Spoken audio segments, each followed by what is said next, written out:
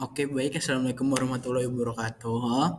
Di sini eh, saya Andika Rizky Putra Agustina ingin memberitahukan, ingin menyampaikan materi perubahan kognitif dan perubahan kognitif dalam Al-Quran, mata kuliah gerontologi gitu. Oke, langsung saja teman-teman.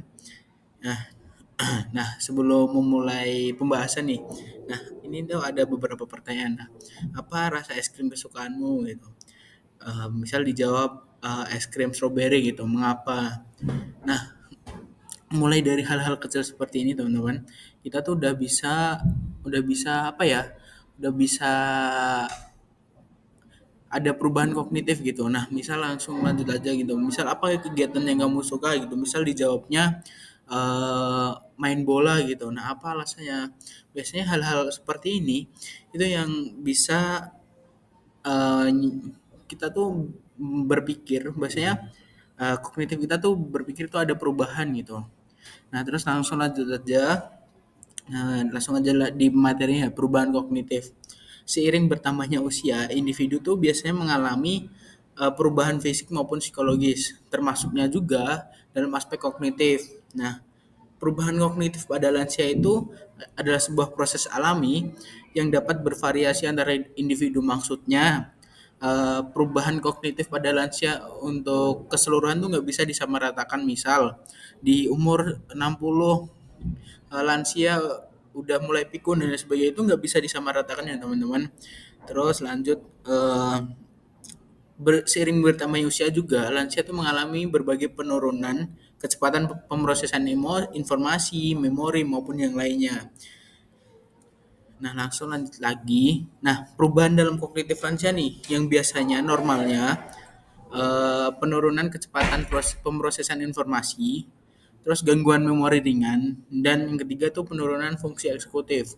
Nah, itu normalnya. Nah, yang biasanya yang sedikit gak normal nih atau dibilang penyakitnya perubahan kognitif, itu tuh ada demensia, Parkinson, gangguan neurodegeneratif, delirium gitu teman-teman.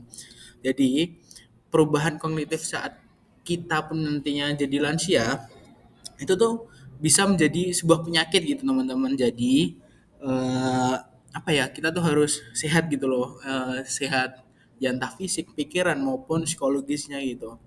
Lanjut aja. Nah, faktor-faktor yang mempengaruhi kognitif pada lansia yang pertama itu ada genetik.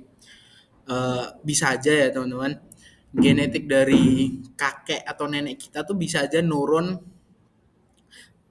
maksudnya bukan nurun ya, tapi hmm, lebih ke gimana ya.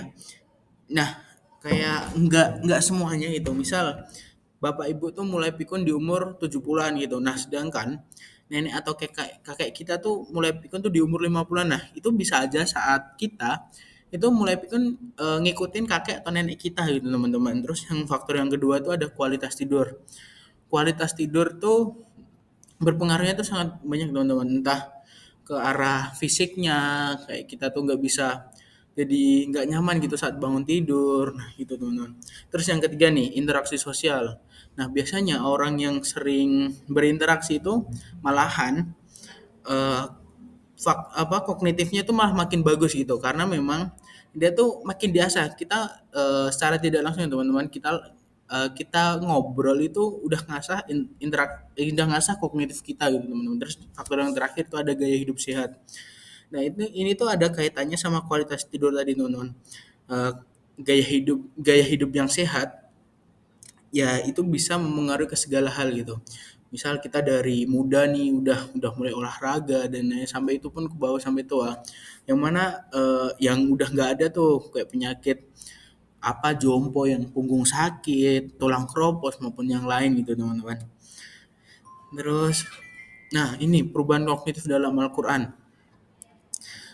Di Quran surat Yasin ayat 68, dan barang siapa yang kami panjangkan usianya, niscaya kami kembalikan dia kepada keadaan lemah atau pikun, maka apakah mereka tidak mengerti? Nah, maksud dari Quran Yasin ayat 68 ini maksudnya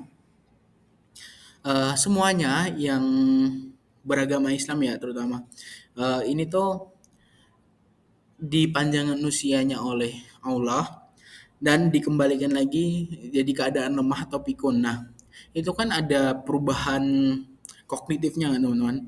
Dari yang mulanya sehat sampai jadi pikun itu kan udah kena penyakitnya gitu. Kena kognitifnya gitu. Terus ada lagi teman-teman di Quran surat An-Nahl. Allah menciptakan kamu, kemudian Dia mewafatkan kamu.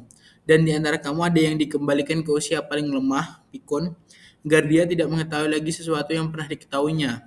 Sesungguhnya Allah Maha Mengetahui, Maha Kuasa. Nah, artinya Quran surat An-Nahl ayat 70 ini kurang lebih sama ya teman-teman sama Quran surat Yasin ayat 68 tadi. Yang mana kita hidup tuh semuanya ada di ibaratnya ada di genggaman Allah gitu. Yang mana kalaupun Allah pengennya kita langsung pikun gitu, ya kun fayakun semua bisa dilakukan gitu. Nah itu aja sih teman-teman. Jadi kalau di dalam Al-Quran tuh semuanya tuh udah tercatat gitu. Eh, yang mana kita dari kuat, ya dari lemah sih, dari lemah dulu, dari bayi lemah, kemudian menjadi kuat, kemudian dikembalikan lagi ke lemah gitu. Ya sesungguhnya Allah Maha Kuasa sih teman-teman. Terus, nah ini ada tambahan nih, ada pantun dikit. Jalan-jalan ke Jepara, jangan lupa beli meja.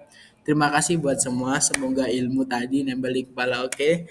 Terima kasih, saya Andika Rizky Putra Agustina. Mohon maaf jika ada kesalahan kata, ucapan maupun perbuatan. Bila taufik walhidayah. Wassalamualaikum warahmatullahi wabarakatuh.